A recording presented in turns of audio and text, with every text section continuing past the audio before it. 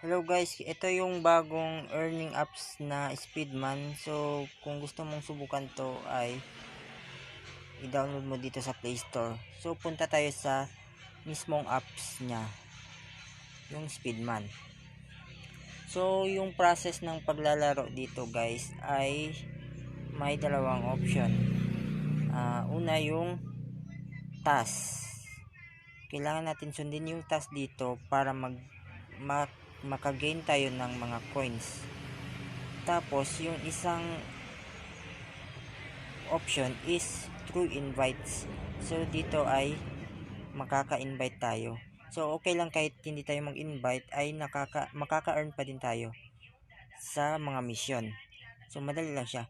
Tapos, may dalawang process din dito kung paano tayo makapag-withdraw. Ito na yung una, yung coins na pagko-collect.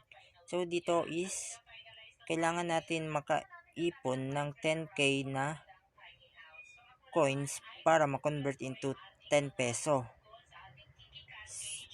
Yun na yun. So, ang second is yung green money. Ito ay makukuha din through